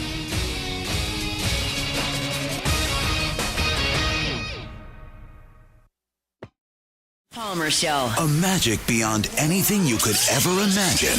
You are now listening to The Hunt Palmer Show. Brought to you by Sagrera Farms on 104.5 ESPN Baton Rouge. Locking down the middle of the day. You really think that's the best idea? Live from the Mercedes-Benz of Baton Rouge studio, this is Hunt Palmer. It's quite a piece of work. Hour 2, Thursday edition of the Hunt Palmer Show, officially working towards the weekend. First day of school for a lot of East Baton Rouge Parish today. Getting a lot of back-to-school picks. For us in the Palmer house, it's just daycare. Just get them out of the house, get them wherever they need to go. And I know there's a lot of parents celebrating today. They've got kids out the door and probably headed to the carpool line here pretty shortly, so we'll get you there. And appreciate you hanging out with us here on 104.5 ESPN Baton Rouge. We're brought to you by Sagrera Farms every Thursday. Let's head out to the Jim's Farms hotline. Matthew Bruny, part of the Bengal Tiger over there on 3, good enough to give us a little bit of time here. Talk some Tigers. Bruny, how are you, sir? Hey, Hunt. I'm doing well. Just, preparing for a couple of days tomorrow to be back out in the heat at practice.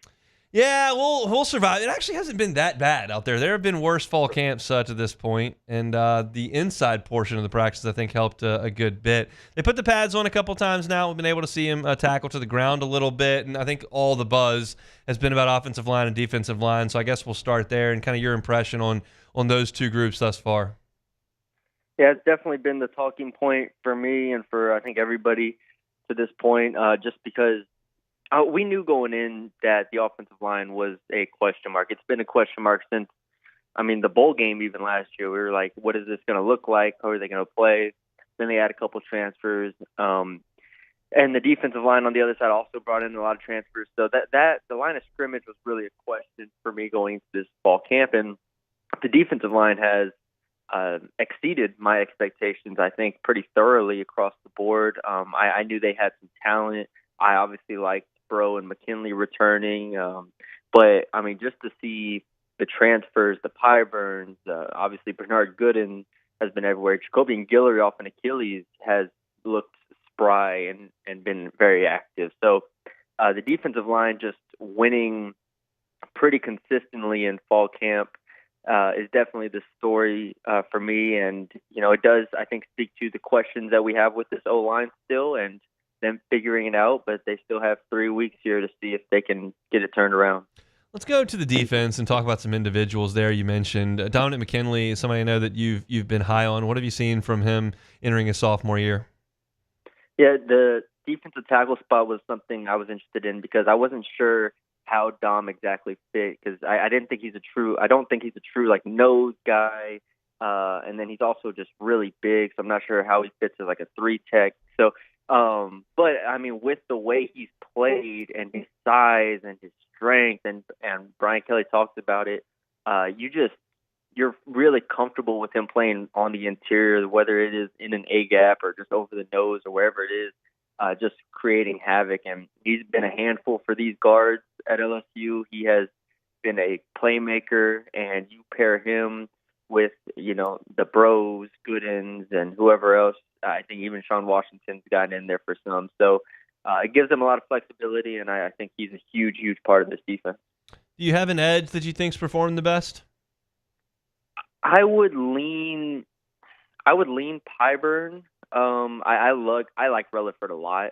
Before the year, I said Relaford was like my breakout star pick. And I think he's had a fine fall camp.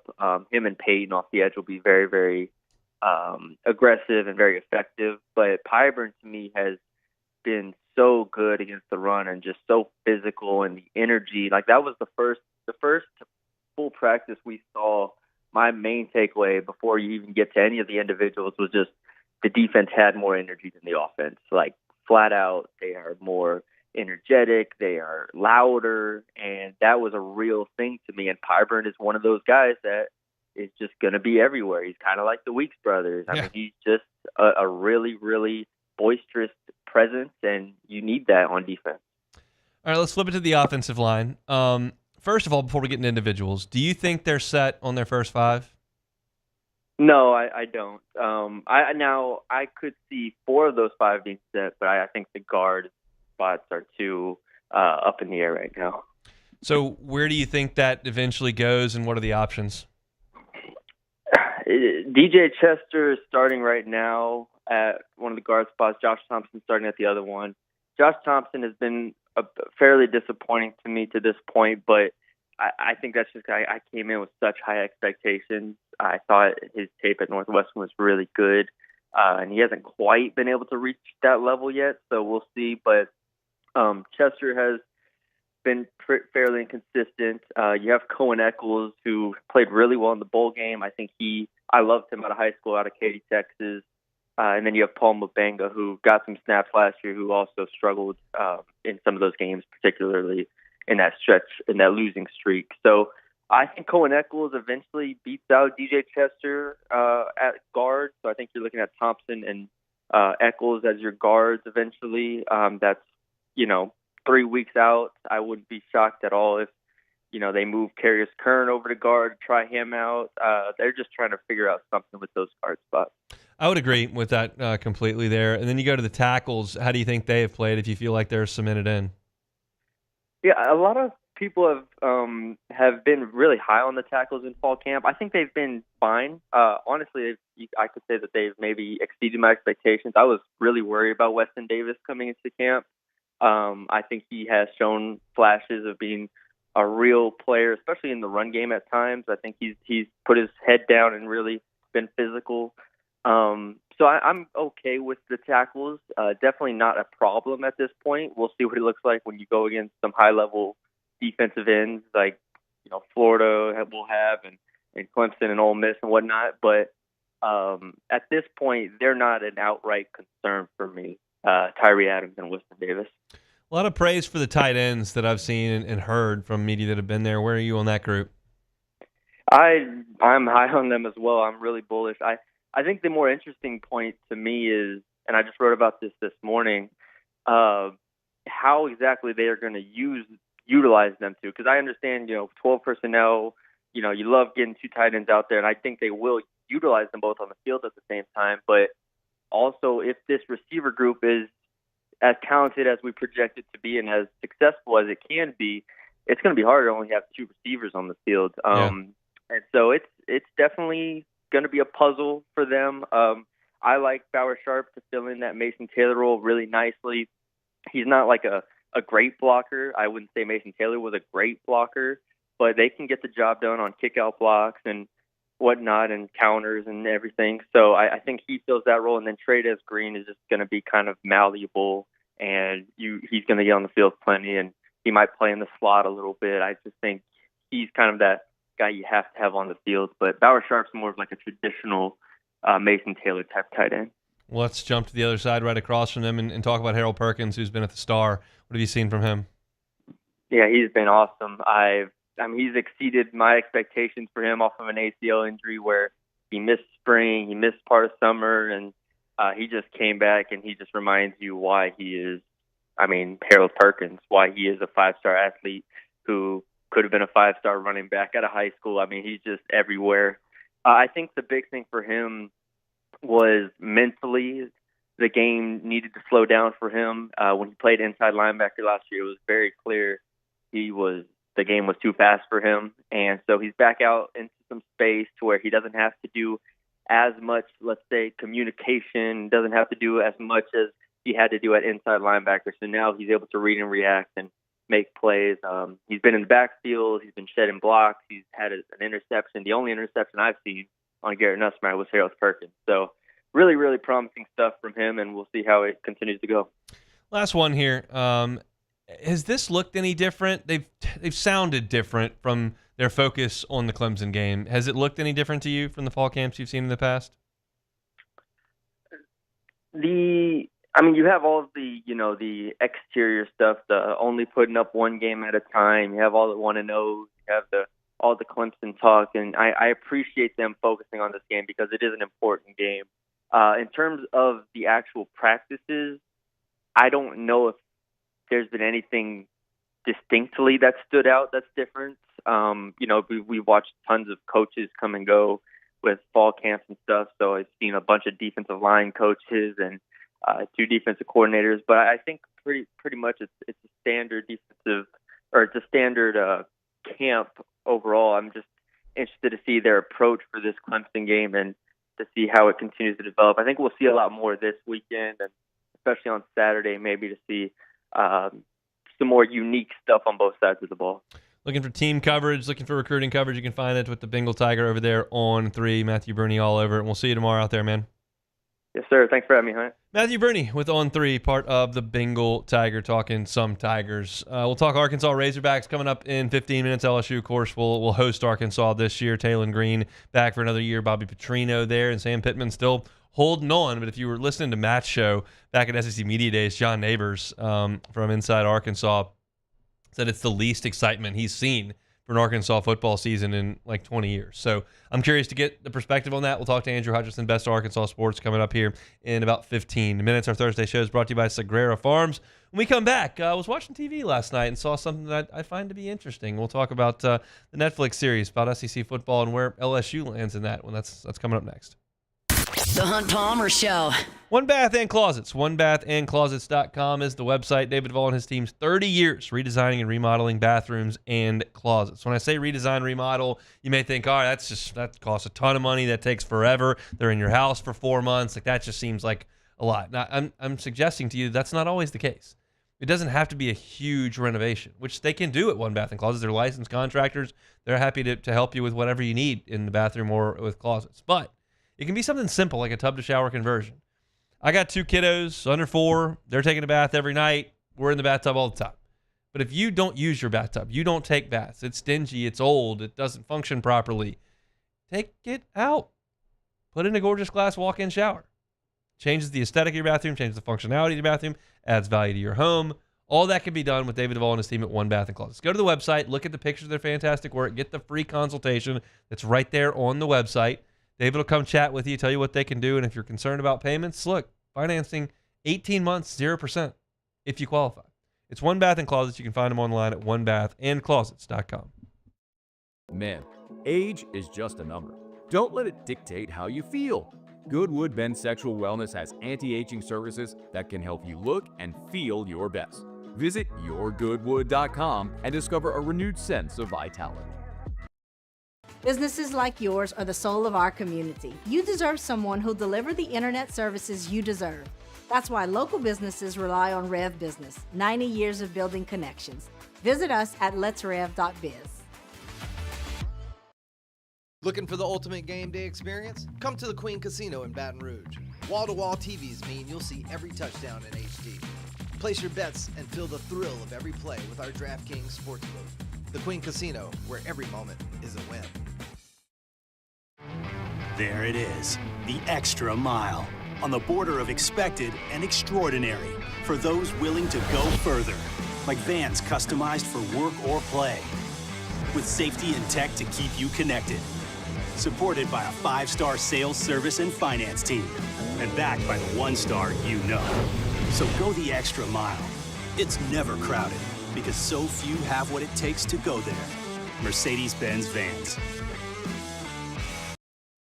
At Atmos Energy, our Smart Choice solutions help customers save energy and emissions with rebates up to $500 off high-efficiency natural gas appliances, smart thermostats, and weatherization upgrades. Together, we're fueling our energy future. It's not just a game, it's a religion. You've got your team colors, team swag, and now your very own website, LouisianaSports.net. Everything LSU, Saints, and Pelicans. Sports on demand. In-depth coverage by sports writing pros with continuously updated news. And with the LouisianaSports.net newsletter, you get pinged directly with top trending stories. Best of all, now and always, no paywall. It's free. LouisianaSports.net, powered by 104.5 ESPN Baton Rouge. Your home for Louisiana sports. We typically think of stress as being bad for us. At Our Lady of the Lake and LSU, we are researching how certain types of stress, such as exercise, can be good for our immune health. By studying people under extreme stress, such as athletes, astronauts, service members, and first responders, we're learning how to improve the immune health of everyone. That's the power of research. That's the impact of champions. Together, we roar. At Luba Workers' Comp, our journey began over 30 years ago with a simple belief. Our clients come first. At Luba, our business has always been focused on people, not policies. Through every success and challenge, we've continued to grow because we've stayed true to our values, committed to providing you with genuine dependability. Because your well-being is more than a priority. It's our... This is the Hunt Palmer Show, brought to you by Sagrera Farms.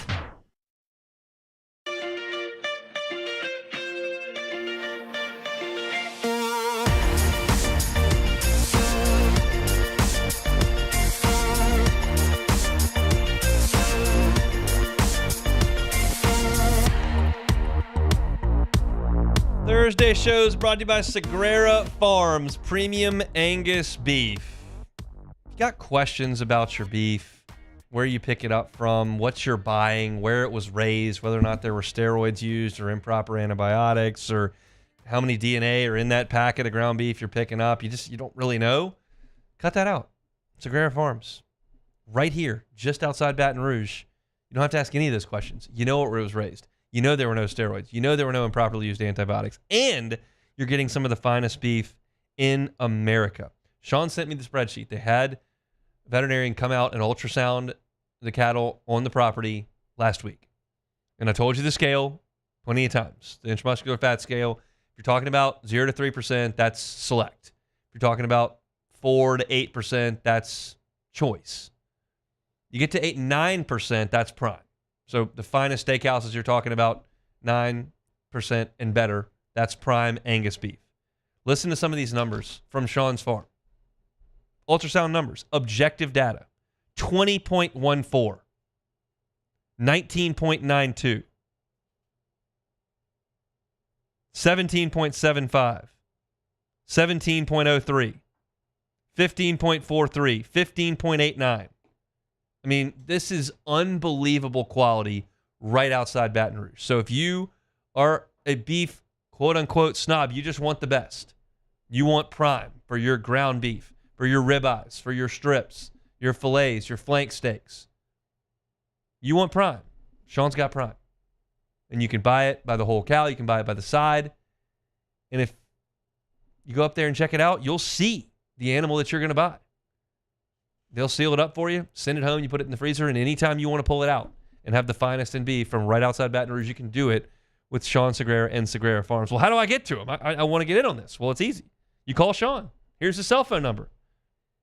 You give him a call at 225-719-1723. Again, 225-719-1723. Say, Sean, I got space in the freezer. Load me up. He'll say, all right, come on out. All of this beef, dry aged, 35 to 45 days. Raised on grass, finished on grain. It's a process. It's a labor of love for Sean. It's some of the finest, most consistent beef you will find at Sagrera Farms. They bring you our Thursday shows every single week. All right, so I'll be honest. I don't watch a ton of television. I don't watch a lot of series. I watch a lot of Cubs baseball, and I watch a lot of Blippi and Bluey and monster trucks. That's what happens on my TV. So I was unaware that this Netflix show, Any Given Saturday, was even coming out. And the way I found out it was coming out is because I got a bunch of text messages from people that are watching it that our shows on the network are being featured as part of it. Our voices, some of the in-studio stuff. Got a picture from my cousin yesterday of me talking about whatever it was, actually with the same cup I was drinking out of at the same time, was sitting here on the desk. So I checked out the first episode last night. If you're not familiar, Netflix went inside the SEC for the 2024 football season, got some really good access, and put together what I believe to be a season-long documentary. I have not watched it all. I just watched the first episode. And the first episode, for those that are interested, is all about LSU and South Carolina. It's all of LSU getting ready for USC, all of LSU getting ready for South Carolina, all of South Carolina getting ready for Kentucky, who they destroyed in the second game of the season. And then it all kind of culminates with those two teams playing in that game, which was obviously an incredibly back-and-forth game. Sellers got hurt. LSU went up late, had the crazy penalties, the missed field goal at the end, and LSU wins. And I'm excited to watch the rest of it, but I understand what I just watched.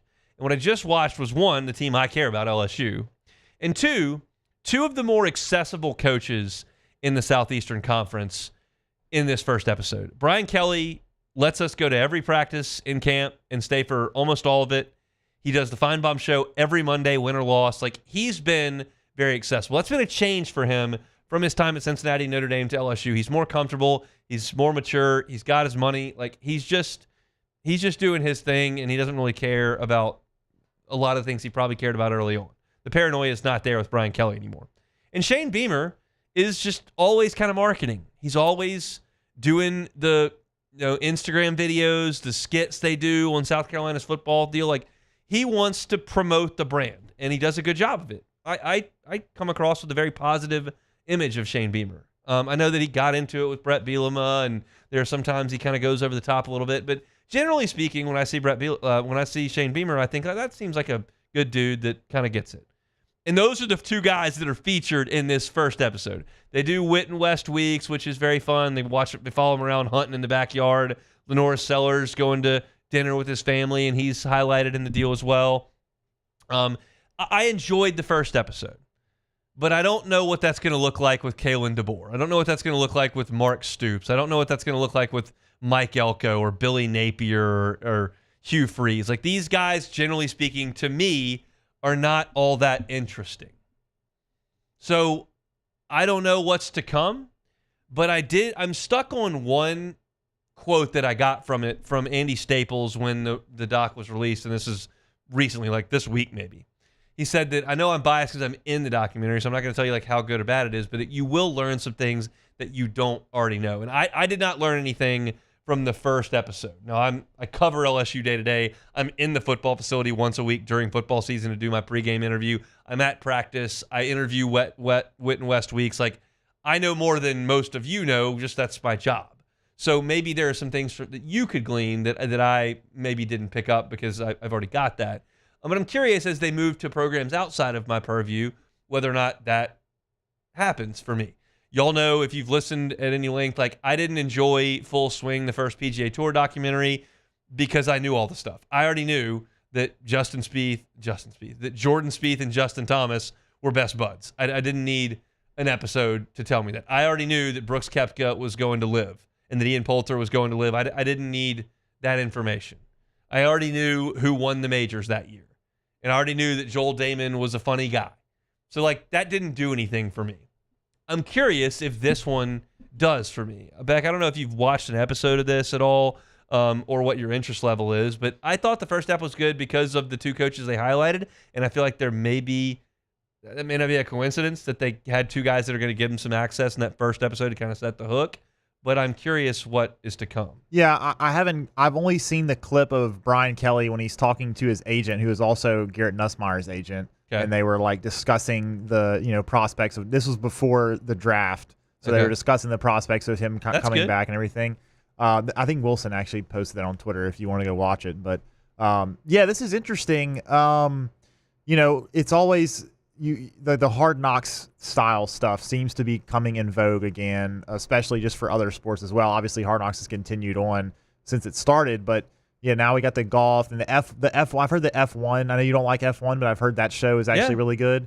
So yeah, this is great, man. I mean, I'll probably try to watch a few episodes, especially the ones that LSU are in. What you're seeing here is the transformation of branding over time. Yeah. In 1998, a college football coach would never let Netflix come film practice and chance. do interviews with his players. Never. But these guys now are famous, and they have Instagram accounts with 1 million followers, and they make money from that kind of stuff, and they're in the limelight all the time, and they have a Twitter account that they don't need the sports information director to point them over to the newspaper beat writer. They can just say whatever they want on the internet, and they have TikTok, and they can connect with the fans because fans can comment and DM them, and that's probably more negative than it is positive, but like it's just a different world. And as we've talked about this all the time, like LSU has, with some luck and good fortune and some really, really tireless effort, created this brand and this success rate, then this national spotlight that's been cast on Baton Rouge that has just been exponentially bigger than, and I'm picking names out of the clouds here, Florida, A&M, Auburn.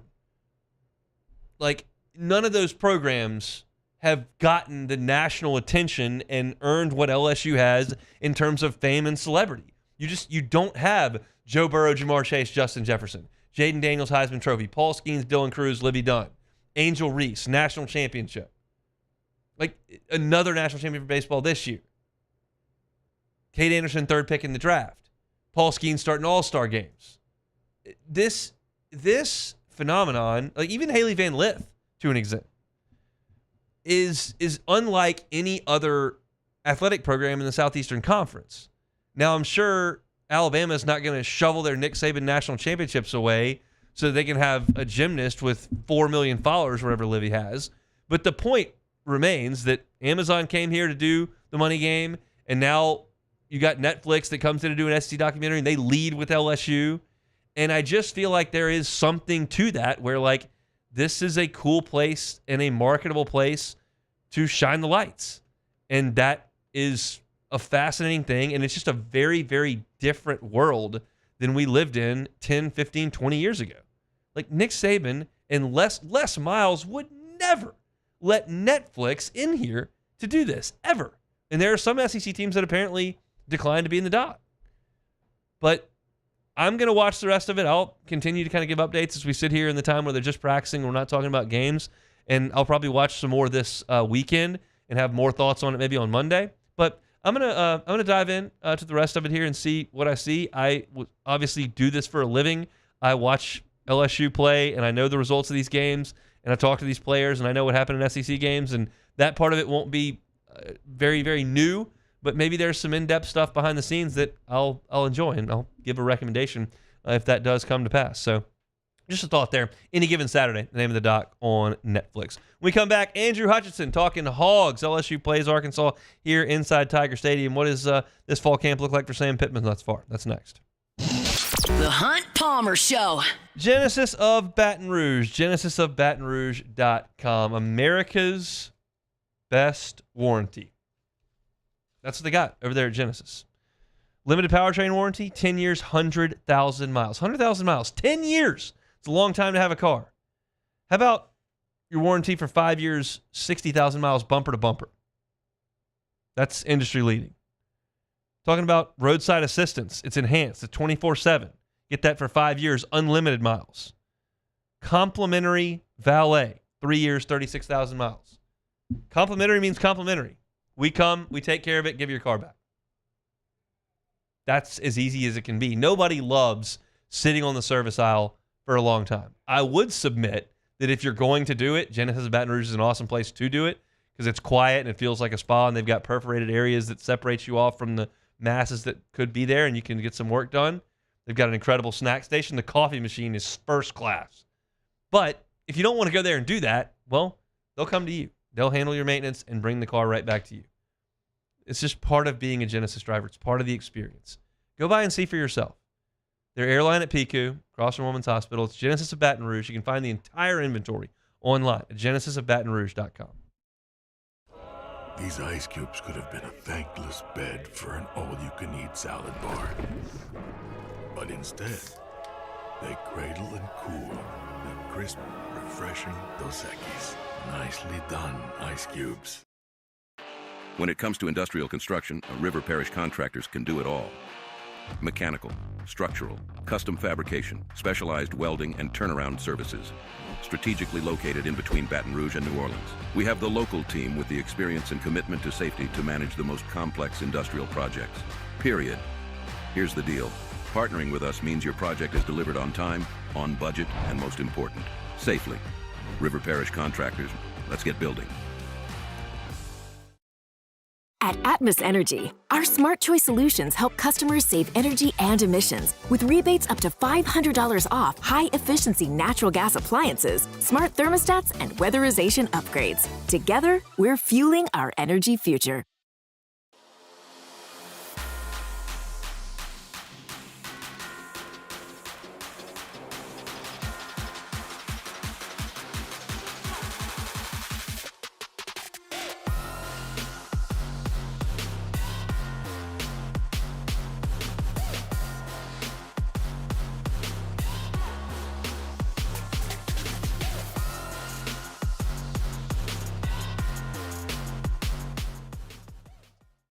Man, age is just a number. Don't let it dictate how you feel. Goodwood Men's Sexual Wellness has anti-aging services that can help you look and feel your best. Visit yourgoodwood.com and discover a renewed sense of vitality. Breck teamed up to reimagine your parks, and you imagined big. With your help, we went to work, creating 12 beautiful community parks across the parish. A family-sized water park, miles and miles of trails, and parks just for your dogs. There are more places to splash, to explore, to run wild, and even soar. You imagined, we delivered. Gold. Breck, your #1 park system in the nation. Today, we are shaping tomorrow. We are researching how extreme stress impacts the immune system, from trauma victims to athletes and even astronauts. Our work is leading the way in sepsis treatment, saving countless lives. We're unlocking the mind with music in exciting new ways. Our Lady of the Lake Health and LSU are improving the health of our state. That's the impact of champions. Imagine the impact we'll have on the future. Together, we roar. Hi, this is Beth Serena. Welcome to my pool.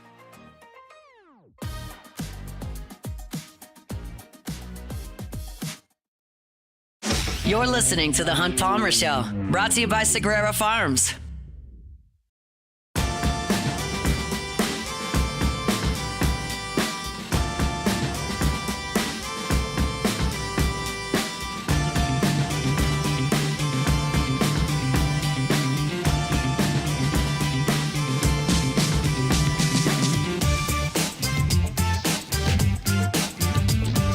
Thursday show is brought to you by Sagrera Farms Premium Angus Beef. I'm taking a tour around the Southeastern Conference, checking in on camp by camp. Let's head up to Northwest Arkansas. Andrew Hutchinson, best of Arkansas sports, good enough to give us time on the Jim's Firearms Hotline. Andrew, have the folks up there in Northwest Arkansas recovered from Omaha yet? I think so. I think they have. I think they've made it through the MLB draft, and I think slowly but surely the people are shifting their focus to football, and the few pessimistic folks out there, I say few, the pessimistic folks out there are shifting their focus to basketball. So I understand how that goes. Let's talk about Sam Pittman and kind of the vibes up there in Northwest Arkansas. You mentioned the pessimistic folks, but is there reason to believe in a Bobby Petrino offense and in a defense that can maybe make some strides, that this can be a better team than it was last year? I think the number one reason for optimism is the fact that they do have Taylon Green back, in his second year as a starting quarterback under Bobby Petrino. Quarterbacks have generally made strides in year two under Petrino, so I think there's some reason for optimism there. They brought in some different pieces. The wide receivers look completely different. Offensive line looks pretty different. The defense looks pretty different. But, on that side of the ball, you got, Xavier Story and Steven Dix back at linebacker. I think there's some reason for optimism with those two guys in the middle of the defense. I think there's there are some reasons for optimism, but I think it all starts there with, you mentioned Bobby Petrino, and then, of course, Taylor Green, the quarterback. I was surprised as I was doing my SEC Media Days prep entering last month when we went to Atlanta, that Arkansas was 10th in the country in total offense last year.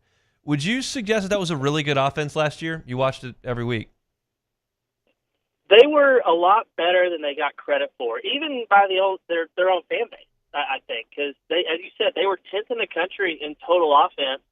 They just were, I think, just outside of the top 30 in scoring offense, and there were a couple of factors that went into that, primarily turnovers. And I think that's probably the number one thing. If they could just shore up the turnovers and turn those yards into points, then suddenly you've got an elite offense, kind of what you expected to get with Bobby Petrino. And you look at what the offense looked like in 2023 to what they did last year, and it was a tremendous jump. I mean, just completely night and day. There were some very frustrating turnovers. I mean, Taylor, I think, threw nine interceptions, which isn't great, but also isn't terrible. Fumbles were just a massive issue with this team. I think they led the country in total fumbles. Maybe not necessarily fumbles lost, but just putting the ball on the ground. That is something they have to shore up to kind of take care of the ball, because when they do have the ball and they're not giving it away, they're moving it at will. So they are a better offense last year than they were getting credit for, and I think this year, heading into this year, they're better than maybe they're getting credit for as well. You look at receiving, Andrew Armstrong kind of did everything for the Hogs last year. Do they have someone to step into those shoes? I think they're hoping that it's more evenly distributed, because Andrew Armstrong, yes, he was incredible, had a great season, led the SEC in receiving, but I think they want to distribute the ball a little bit more, maybe where it's not one guy that gets all the catches. Now, I do think Braylon Sharp, a transfer from Fresno State, a guy that played for Bobby Petrino at Missouri State, put up some good numbers at lower levels. He's kind of asserted himself. He's a smaller guy. I think he's like 5'9". He's a slot receiver. I think he's going to be a guy that emerges as the go-to guy, but they also brought in Omega Blake. He's a bigger target. He's from Charlotte, began his career at South Carolina. They also have a guy returning in C.J. Brown, who he played some as a freshman last year, but not a whole lot. But now as a sophomore, he's going to kind of step into more of a larger role. I think they brought in Jalen Brown, a transfer that I believe began his career at LSU, then played at Florida State. He's got all the speed in the world. I kind of got my eyes on him today at practice, and he's kind of skinny, not super big, but he's got a lot of speed. I think they're really hoping he's a guy that they can go to. So again, I think they're hoping to distribute that ball around a little bit more than they did last year, where it seemed like Taylor would get locked in on Andrew Armstrong and go to him no matter what. I did not realize Jalen Brown was in Fayetteville. That is something that I've picked up from this interview. That's interesting. Yeah, he was speed to burn as a 4-star recruit that they brought in here to Baton Rouge, and you saw that in practice. But he was on a team that had Malik Neighbors and Brian Thomas, a lot of really good receivers. So he didn't exactly crack the field, and then went to Florida State. So I didn't realize that. That's a weapon for sure for Arkansas moving forward. Interestingly to me, the offensive line struggled at times last year, and that's supposed to be Sam Pittman's baby. Should it be better this year? I think so. They brought in, they really made a concerted effort with what they were bringing in. We actually talked to the offensive line coach today, and he said, we had an issue on passing downs. Like they felt fine on 1st and 10, they felt fine on 3rd and 2, but when it's 3rd and 8 and the defense pins their ears back and get after you, they had a hard time protecting Taylor Green. And so they said, we need to go out and find a left tackle that is elite as a pass protector. And that's what they did. They went out and got Corey Robinson from Georgia Tech. He graded out as Pro Football Focus's #1 pass protector last year. Wasn't great in the rush, blocking in the run game, but they felt confident they would be able to coach him up in that. And it seems like he's gotten better in that. So, I mean, having him at left tackle, they brought back last year's left tackle, Fernando Carmona, but they slid him inside the left guard. I think they like his fit better there. And they brought in a new center, Caden Kittler from UCF. He's a guy that they've been really high on in terms of just his ability to make the right calls and things like that. It sounds like they weren't happy with their center play last year with Addison Nichols, a guy that came in and had been a guard at Tennessee that moved him to the center, and you could tell there was a little bit of a learning curve there. This guy, Kit Hitler, he's played center. He's got all that experience. So I think they really like that. The right side of the offensive line is a little bit of a mystery, but I think they've got 4 guys there that they feel confident that 2 of those are going to emerge as starters and lock down that offensive line. So it should be better. Is it going to be a Sam Pittman elite offensive line?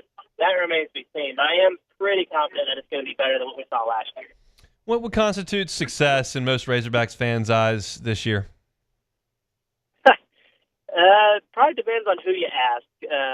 I think that there's the expectation they're going to at least make a bowl game. But I think a lot of fans are like, hey, I want to see 8 wins this year to show that you're actually improving. Like if they go 6-6 again, it's like, well, it's just the same as last year. Did you really improve? So I think that most fans are expecting to make that jump, whether it be 7-5, 8-4, something along those lines. So it's going to be interesting to see how it plays out, because it's also, no one in the SEC has an easy schedule, but it seems like Arkansas is even tougher, no matter, which year it is, and this year's no different. You got Notre Dame coming in as your key non-conference game, and they just played for a national championship last year. You got to go to Tennessee in the playoffs. You got to go to Texas. LSU you got to play. You got to play Ole Miss on the road. So, it's not an easy schedule, so we'll see how they navigate that. But I think fans are expecting, to see, they want to see some improvement from last year when they went 6-6 in their season for winning the bowl game.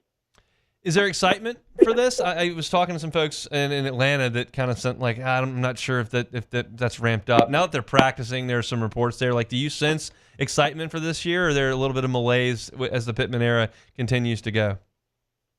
I think it's starting to come around. I bumped into somebody at Chick-fil-A the other day, and they were like, "Man, what do you think about the team?" They were genuinely excited. But I don't feel like it's maybe as much as usual. And a clear indicator of that, I could tell you, based on our traffic on stories, our football stories, camp stories, are not getting as much traffic as they were, last year, the year before. So I would say interest is maybe a little bit down. I think people are more fired up about, the basketball team because of what John Calipari has done, and there's a lot of hype around this team. But I think it's starting to slowly get there. As we get closer to August 30th, I think it'll be ramped up pretty good. Awesome. Well, Arkansas is headed to Tiger Stadium. We'll catch up down the road. We appreciate some time, Andrew. Yeah, sounds good. Anytime.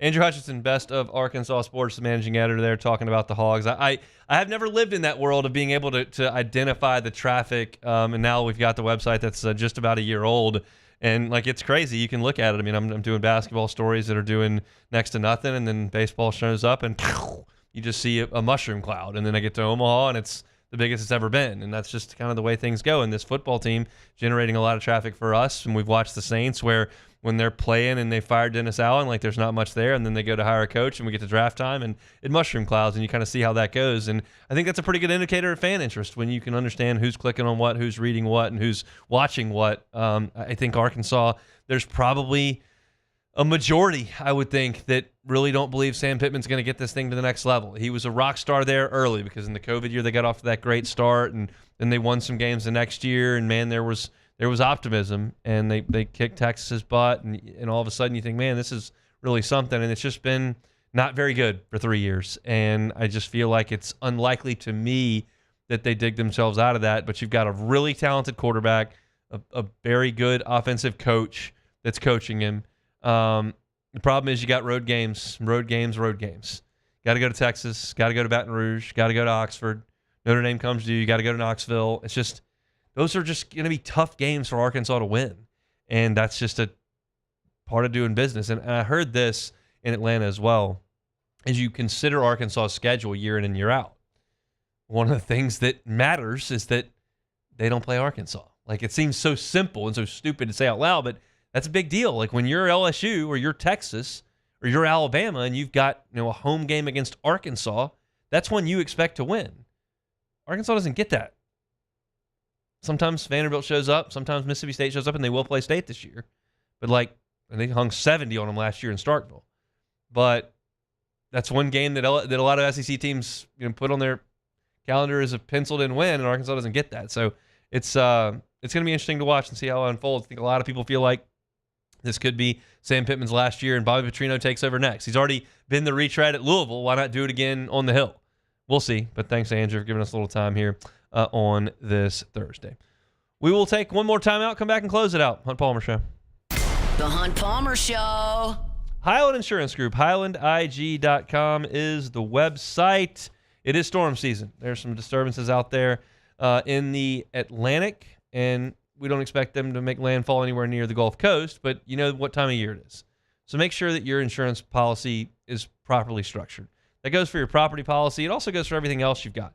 Whether or not your umbrella limits are correct, your auto limits are correct, whether or not you've got the proper cyber coverages, your EPL's up to date, whether or not you've got directors and officers insurance, or whether or not you need directors and officers. And these are things that you as a business owner or CFO or somebody that's in risk management isn't completely aware of because your broker hasn't let you in on that. Well, let the Highland Insurance Group come in and help. The Highland Insurance Group believes that they should be an asset and part of your team, like your attorney is, like your CPA is. They should have a good understanding of what you do, have a good understanding of your risk management, and be part of your team, not just the guy that came in at the last second and had the lowest price.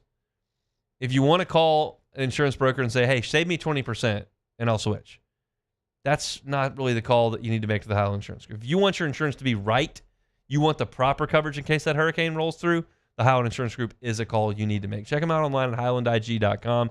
Jonathan Carver and his awesome team here located in Baton Rouge that can help you out statewide. It's the Highland Insurance Group, highlandig.com. Flight by Yingling is raising the bar by crafting the next generation of light beer. With only 2.6 carbs and 95 calories, this is premium refreshment 6 generations in the making. Flight by Yingling. Raise the bar. Parish Construction and Roofing. This is Coach Kim Mulkey. Go to parishbuilt.com for all of your roofing needs. From your hometown, parishbuilt.com.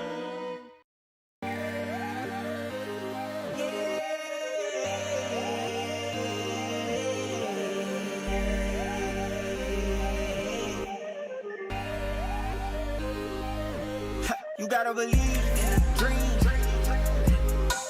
Believe. You gotta believe in the dream. Believe. You gotta believe. Whole team on wild. There it is, the extra mile. On the border of expected and extraordinary. For those willing to go further. Like vans customized for work or play. With safety and tech to keep you connected.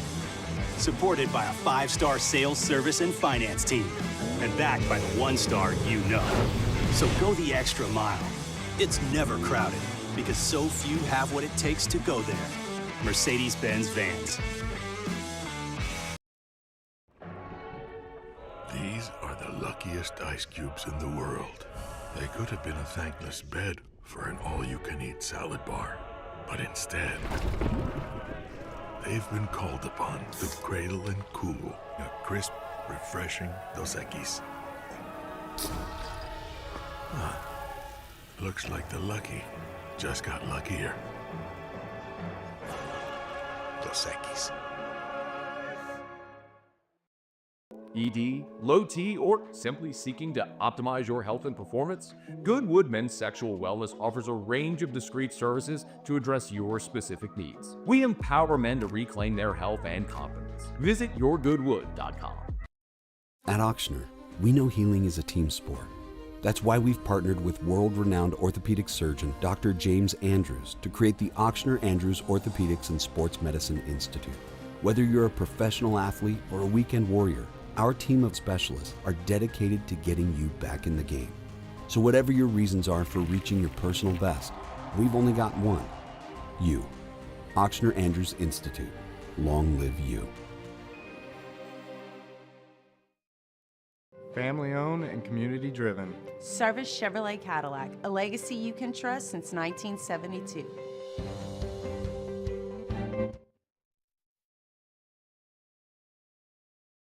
This is the Hunt Palmer Show, brought to you by Sagrera Farms.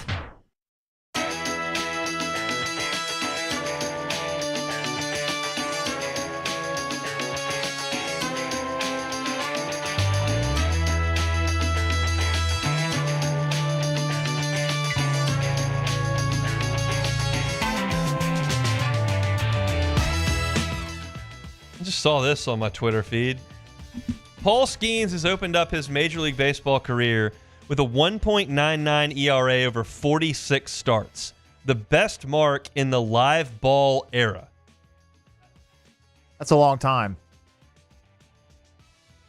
I really don't think I'm being hyperbolic with this because you get this all the time with college athletes and professional stuff. And we were actually watching one of the best, I'm going to try not to be hyperbolic, one of the best 15 pitchers in the world pitch at LSU.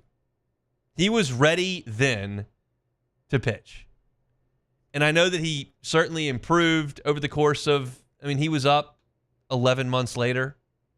So he certainly improved over 11 months, but not like transformatively. So it stands to reason, like when we talk about, hey, what if the pros, the best guys in the pros went down and played in college? What if, Giannis joined the SEC and was on the hardwood for Florida? What if you took, TJ Watt and put him on a college team? We saw that with Paul Skeens 2 years ago because he's now the best pitcher in the sport and has had the best start to a career in the sport. And he was just here 5 minutes ago. Crazy. But now you can't ever say, well, Jay had that one pitcher that is just a unicorn. That's why he won. Well, that one doesn't fly anymore because he hadn't been here for 2 years and they just won another one. So not that anyone's saying that anymore, but you did hear that as of like 3-4 months ago. All right, take it or leave it. Take it or leave it. Take it or leave it. Presented to you by Flight by Yingling, the next generation of light beer, crafted by America's oldest brewery. Today's hottest stories in sports, news, and sometimes even Hunt's life. The question is, will he take them or leave them? Flight by Yingling, next generation of light beer. Got the slim cans up here on the set. Wherever you're picking up your beer for the weekend, it is Thursday. We're getting real close to it. Stop on by and get some Flight by Yingling. It is the next generation of light beer. Just 95 calories, 2.6 carbs, and it has all the flavor you're looking for from a cold beer. At the lake, at the pool, at the grill, tailgate coming up in September. Flight by Yingling, the next generation of light beer. Alrighty, first one here. This was pretty interesting. We know how bad the Colorado Rockies are. Not a good team. They're really bad. Well, over their last 3 game set with the Toronto Blue Jays, they made history yet again and gave up the most hits in a 3-game series since 1900, Hunt. Jeez. The Blue Jays had 63 hits in the series, the most by a team again in a 3-game set since 1900. They scored 40. Wait, how many runs? 40 something? Wait, let's see. They won the last game 20-1. Okay.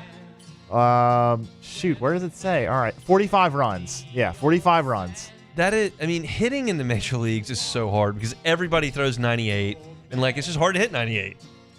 So to consistently give up that much is just really hard to comprehend. Yeah, it's just a complete failure by the front office. A complete failure to do anything. And it doesn't help when the guy that you inked to a monster deal, Chris Bryan, just can't hit it all. Yeah, they the first they won the first game 15-1. They won the second game 10-4. I wonder if Chris Bryant's a member at Cherry Hills. He should be. Yeah, he's got plenty of time to play golf. He does, and he's got plenty of money. He can pay the entry fee straight up. Has not been playing a lot of baseball these days. Cherry Hills, great golf course. I hope to return one day. All right, last one real quick. The Mets will honor the 60th anniversary of the Beatles' performance at Shea Stadium, which is interesting because that was Shea Stadium. This is Citi Field. Yeah, but the same parking lot. Anyways, they are going to honor that next week when they play the Mariners at the Beatles night. They will have a tribute in front of Shea Bridge, and the first 15,000 fans to enter Citi Field will receive an exclusive Shea Stadium replica. The line will be across the bridge. Take it or leave it. I'll leave it. I think that, leave it alone. I think that time may have come and gone. Mets fans are not feeling very good right now. No. They're losing a lot of games. They are. The Mets are terrible right now. The Yankees are terrible right now. The Cubs are struggling a little bit. The Dodgers have been bad for a while. It's just the Brewers. It's the Brewers and everyone else. And the Blue Jays apparently. Yeah, who I think we play soon. next week? Let's see real quick. Yeah, they play them next Tuesday. Week. After the Cardinals. Yep. Great. So at least the Cardinals stink. Yeah, that's good. I had to yell. But the Reds weren't very good either. I had to yell at my Braves buddy this week because they got swept by the Brewers, as everyone does, except the Cubs. Yeah. Unbelievable. That's it. All right, we got practice tomorrow. We'll be out there on the Ponderosa. I have a full practice report at LouisianaSports.net, and we'll talk about it on tomorrow's show. Preston Guy will be with us. We'll talk some recruiting and get you ready for the Saints preseason game with a charge. If you missed any today's show, you can go ahead and catch that on demand wherever you find your sound. Search Hunt Palmer Show. Hunt on LSU, Hunt on Saints as well. Matt's going to drive you home. We're back tomorrow. Have a safe Thursday. Hunt Palmer Show. The Hunt Palmer Show.